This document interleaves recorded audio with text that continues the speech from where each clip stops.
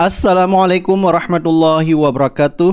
Nah, ini lagi heboh ya di sosial media, yaitu DPP Front Pembela Islam Jakarta atau FPI Jakarta akhirnya secara resmi memberi dukungannya kepada Ridwan Kamil dan Suswono di Pilgub DKI Jakarta 2024 ini. Nah, dukungan ini menuai kontroversi ya di sosial media bahkan ya. Nah, sampai akhirnya netizen di sosial media yang membongkar jejak digital Ridwan Kamil dulu pernah men-tweet di akun X-nya dengan mengatakan manusia pendek akal, kecil volume otaknya, besar urat leher dan volume suaranya, pagar FPI. Jadi ini pernah ditweet pada bulan 8 Agustus 2010 ya. Jadi tweet ini akhirnya diposting ulang atau di-retweet ulang oleh netizen di sosial media X ya. Jadi netizen mempertanyakan kok bisa FPI yang memberi dukungan kepada Ridwan Kamil, padahal jejak digitalnya sangat jelas dulu.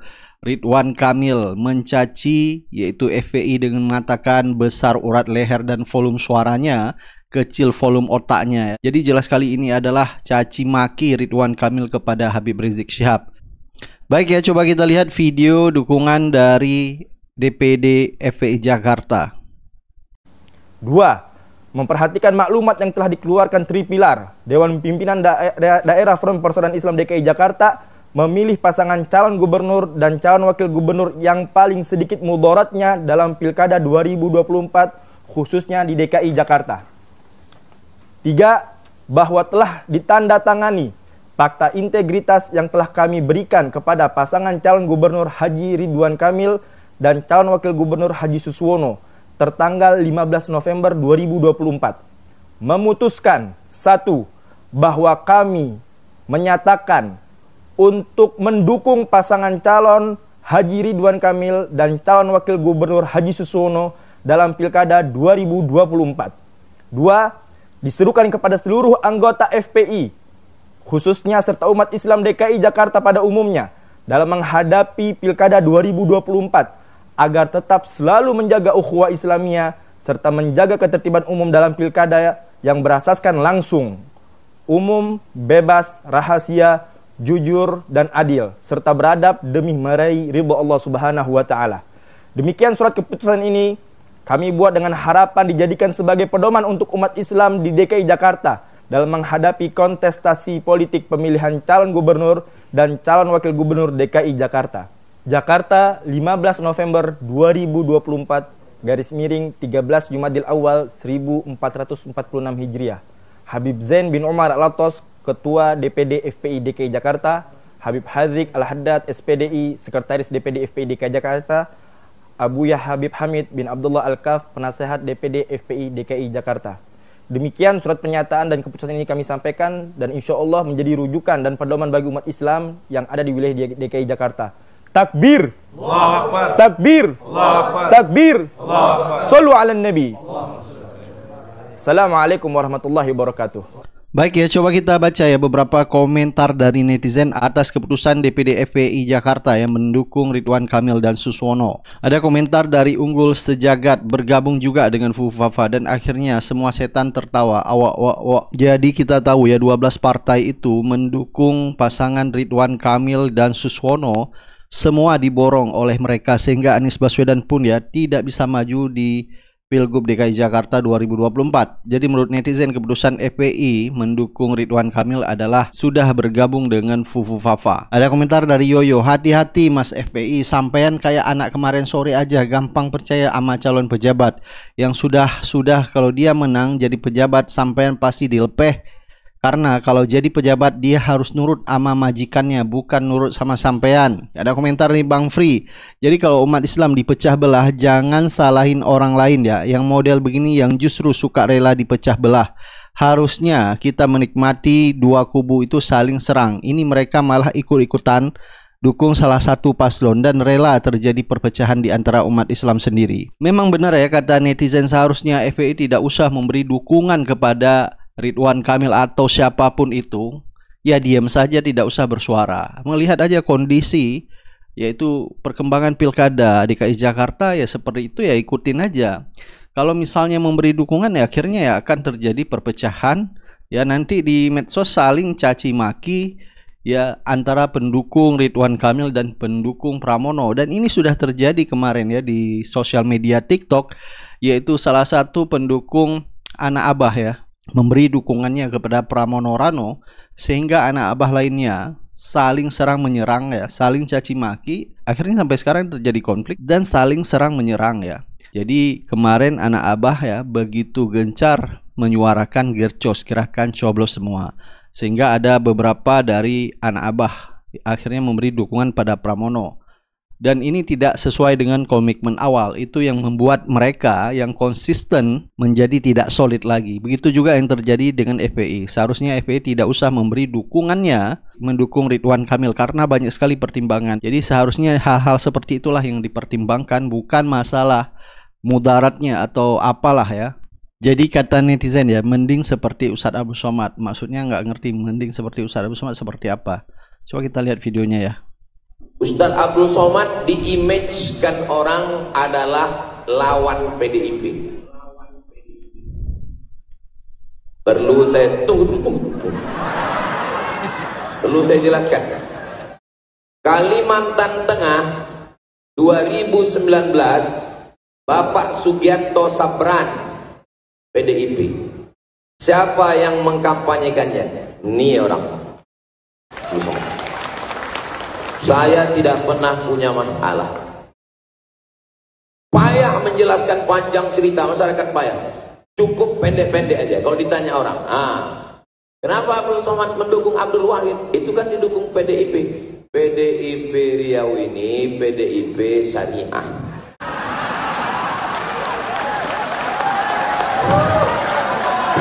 Baik ya, coba kita dengar ya komentar dari Bang Refli Harun ya ke perusahaan FPI mendukung Ridwan Kamil. Komentar ini. Jadi begini saudara sekalian ya.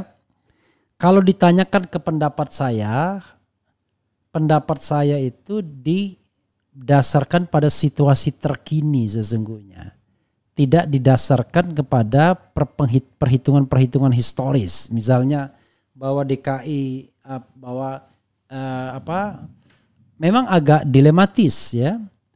Dilematisnya adalah kalau di Jawa Barat, saya tidak berkeberatan untuk misalnya mengatakan pilihlah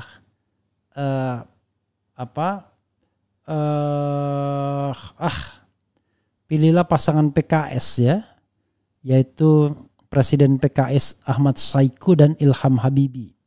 Walaupun persentase dukungan kok kelihatan rendah ya dibandingkan pasangan Dedi yang pastinya lebih powerful, tetapi secara moral saya mengatakan memilih pasangan itu jauh lebih punya moral politik dibandingkan pasangan Dedi Mulyadi yang jelas-jelas dibantu oleh oligarki ya. Dan saya tidak tahu apakah politik uang dan lain sebagainya sudah bergerak di sana. Tetapi morally saya mengatakan memilih pasangan dari PKS tersebut nggak ada masalah. Tapi kalau di DKI sebaliknya, yang secara moral bermasalah dari sisi politik adalah pasangan RK Suswono, karena RK Suswono hadir dari politik kartel Kim Plus yang sebenarnya tidak lain adalah politik yang dimainkan oleh kartel politik terbaru terkuat saat ini, yaitu perpaduan antara Jokowi dan Prabowo. Karenanya kartel politik ini tidak boleh kita dukung secara moral politik. Sebaliknya kalau mendukung Dharma Kun terlalu kecil untuk melawan, sehingga dianggap sebagai figuran saja. Bagaimana dengan Pramono Rano? Pramono Rano, terutama Pramono, orang yang sebenarnya kita tidak tahu apakah dia punya concern untuk menjadi gubernur DKI atau tidak. Tapi sekarang mungkin sudah terpaksa. Tapi memang watak partai PDIP sangat mega minded. Sehingga siapapun yang menjadi ketua umum partai politik ya akan tunduk kepada seperti hanya melayani partai saja, bukan melayani penduduk. Tapi apa bedanya dengan RK yang pastinya akan melayani Prabowo, tetapi beda. Prabowo adalah sebagai presiden. Jadi dari sisi moral politik, ya, maksudnya dari sisi nominasinya, Pramono Rano nggak terlalu bermasalah. Walaupun sebenarnya ada isu untuk menjagokan Anies, tapi the last akhirnya mereka memajukan kadernya sendiri dan itu tidak salah. Jadi sesungguhnya tidak salah. Tapi bahan bakunya itu loh yang jadi masalah, ya kan? Partai pendukungnya itu juga barangkali orang masih berkeberatan karena melihat bahwa selama 10 tahun terakhir, ya hanya 1 tahun terakhir saja PDIP menunjukkan perlawanannya terhadap Mulyono karena tidak mendukung pasangan yang dijagokan. Jadi kita masih meragukan agenda demokratisasi kepada Pramono Rano. Karena itu tidak heran dalam kondisi seperti ini akhirnya orang banyak memilih Gercos. Hanya ketika pilih Gercos itu tidak berpengaruh apa-apa. Gercos tidak membuat ada perimbangan suara. Tadi kan kita berharap Gercos itu diakui dan kalau lebih dari 50% maka akan diadakan pemilihan ulang dan calonnya calon yang baru. Tapi itu tidak terjadi karena sudah ada putusan MK. Putusan MK menentukan kotak kosong atau kolom kosong hanya berlaku di calon tunggal. Tidak di calon yang lebih dari 1. Karena itu pilihannya adalah apakah Anda ingin memilih atau tidak memilih. Jadi kalau seandainya misalnya tidak memilih itu tidak bermanfaat, maka pilihlah yang menurut Anda kecil mudaratnya. Kalau sama-sama jelek maka lebih kecil kejelekannya. Kita tidak tahu siapa yang lebih kecil kejelekannya. Tapi kalau dari sisi moral politik, ya, saya sendiri cenderung ke Pramono Rano karena moral politiknya agak berbeda. Tetapi kalau di Jawa Barat saya pasti dukung Ahmad Saiku. Tahu kan sikap politik seperti itu karena saya tidak suka dengan kartel politiknya. Kartel politik itu harus dilawan. Dan unfortunately yang saat ini yang bisa melawan kartel politik ya hanya pasangan dari PDIP. Padahal PDIP berkuasa paling tidak selama 9 tahun. Bagaimana mereka mengasuh Jokowi dan akhirnya Jokowi menjadi pengkhianat mereka sendiri.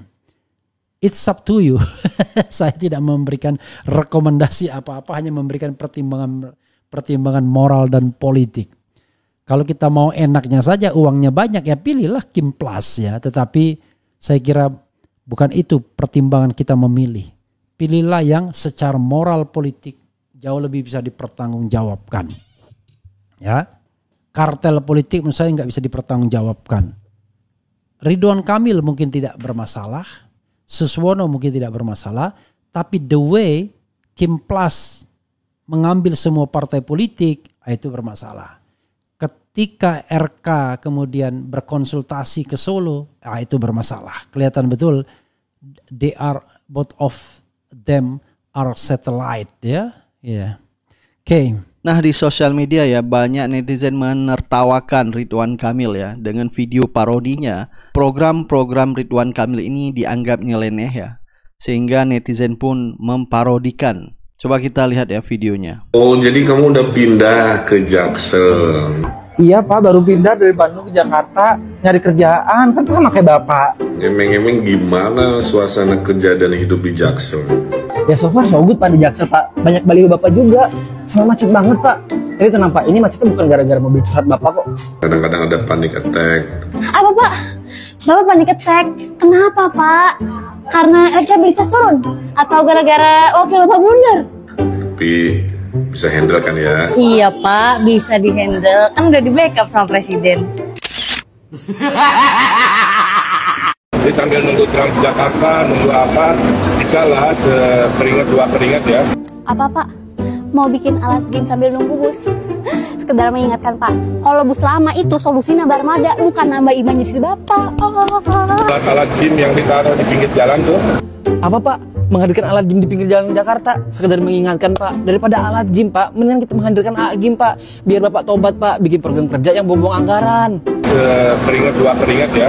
Apa Pak? Sekeringat 2 keringat. Sekedar mengingatkan Pak, kita kalau habis nge-gym mah keringetan, masa lepek-lepek masuk ke dalam bus? Ingat Pak, tagline Bapak tuh Jakarta Baru, bukan Jakarta Bau. Alat gym yang ditaruh di pinggir jalan tuh. Apa Pak? Bikin alat gym di pinggir jalan. Sekedar mengingatkan Pak, alat gym di pinggir jalan itu bukan pada tempatnya. Sama kayak Bapak. Bapak di Jakarta, itu bukan pada tempatnya Pak. Sekarang cerita. Mana Pak? Ini mah bukan mesin parkir. Ini mah barang rongsok. Bentar, barang rongsok apaan yang anggarannya 80 miliar? Mana Pak? Mesin parkir. Ini. Iya sih, ini mesinnya. Nah, ini tukang parkirnya. Masih mending Bapak ada manfaatnya deh. Mesin ini nggak ada manfaatnya. Nih Pak, bayar. Kasih Pak. Caraku sampaikan seolah semuanya. Kalau dibilang elektabilitas kalah, data dari mana? Hah? Data dari mana Pak? Nih saya kasih data dari Litbang Kompas. Kurang Pak, nih saya kasih dari LSI. Bapak sih ngelihatnya dari poltreking, lembaga survei yang nggak bisa dibuktikan. Atau Bapak lihat elektabilitas Bapak tinggi di surveinya LSI, lembaga survei imajinasi. Kadang burn out, overwhelmed, kadang-kadang ada panic attack. Hah, Kang Emil, jangan nyaranin kita buat curhat di aplikasi dan juga mobil curhat. Kenapa? Ya orang Kang Emil aja curhatnya ke Solo, ketemu Jokowi. Aduh sama Jokowi, ini kok elektabilitas stagnan ya. Punya wakil malah blunder total. Lebih parah bahkan dibanding Ahok sebetulnya. Survei juga kalah sama Pramrano. Ada sih survei yang menang, tapi nggak valid, sampai disangsi sama Persepsi. 5 tahun terakhir gue jarang banget loh lihat Kang Emil tuh insecurean gitu loh. Tapi sekarang kayaknya insecure banget. Dikit-dikit bawa-bawa nama Prabowo, dikit-dikit bawa-bawa nama Jokowi, nyari dekengan. Kenapa Kang? Insecure ya? Nggak diterima sama warga Jakarta. Dan ngapain juga sih Kang Emil tuh pakai bawa-bawa pilkada 5 tahun lalu? Ini nih bisa bikin pendukung Anies garis keras dan pendukung Ahok garis keras berjabat dan bersalaman tangan, ini namanya. Ya kenapa? Walaupun pilkada 5 tahun lalu itu panas banget, tapi kita disuguhkan gagasan yang luar biasa. Kita disuguhkan 2 all-star gitu ya, Anies dan juga Ahok. Big match. Kalau sekarang Kang Emil kenapa harus bawa yang dulu? Apakah insecure dengan yang sekarang? Gimana Kang Emil gak insecure? Kita ini udah capek disuguhkan pemimpin yang imajinasi tanpa aksi. Disneyland Cikarang lah, LRT Bandung lah, teras Cihampelas lah, Kalimalang KSEO lah. Udah capek Kang, kita cuman berimajinasi doang. Mungkin Kang Emil bisa mulai berimajinasi diterima oleh Jackmania dulu aja itu. Jadi udah tepat kalau Kang Emil adalah pasien pertamanya mobil curhat. Apalagi setelah Kang Emil didukung oleh Projo yang sekarang ketumnya terlibat judi online. Ayo blunder lagi kan? Butuh curhat lagi ini namanya. Halo Pak Jokowi, kalau mau jadi juru kampanye red cardnya berapa ya? Halo guys, kita ke pilkada sebentar. Saya tertarik dengan statementnya Pak Ridwan Kamil yang ini nih. Yang katanya kalau misalnya dia menang, nanti rakyat Jakarta yang diuntungkan gitu. Bantuannya jadi double. Dari gubernur dan dari presiden. Karena gubernur dan presidennya satu koalisi. Ini maksudnya gimana nih? Ini maksudnya kalau misalnya gubernurnya dan presidennya nggak satu koalisi, ini bakal dicuekin gitu sama presiden. Lalu, ini semakin membuktikan bahwa ya seperti inilah pemerintah memandang rakyatnya, memandang masyarakatnya. Yang dibangun adalah mental pengemis, mental bantuan. Lalu kapan membangun kemandirian masyarakatnya itu kapan? Masyarakat kita ini butuh dibangun kemandiriannya, butuh diberdayakan. Jangan hanya dicekoki bantuan. Lagi pula kalau ngomongin soal bantuannya kayak gimana? Bantuan itu kan diambil dari pajak rakyat juga. Kita yang menggaji mereka, kita yang membayar pajak. Jadi kenapa seolah-olah kok bantuan itu diberikan secara pribadi dari gubernur dan presiden? Lagi pula saat ini kalau kita ngomongin pemerintah pusat nih, pemerintah pusat jangankan memikirkan bantuan ya. Sekarang dengan APBN yang seperti ini, dengan hutang yang menggila, bahkan untuk merealisasikan programnya sendiri saja kita harus berhutang lagi hanya untuk makan gratis. Bantuan seperti apa yang kita harapkan? Yang terjadi malah justru sebaliknya. Bukan bantuannya yang double, tapi proyek mangkraknya yang double. Dari presiden dan juga dari gubernur nantinya. Ya kita semakin jelas melihat bahwa pemerintahan pusat dan pemerintahan daerah ini masih sangat jauh dari teknokrasi, sangat jauh dari merit system. Karena Pernyataan Ridwan Kamil ini semakin menunjukkan bahwa sistem pemerintahan kita ini yang berlaku adalah ini tadi, satu kubu atau tidak, suka atau tidak gitu. Yang artinya nepotisme.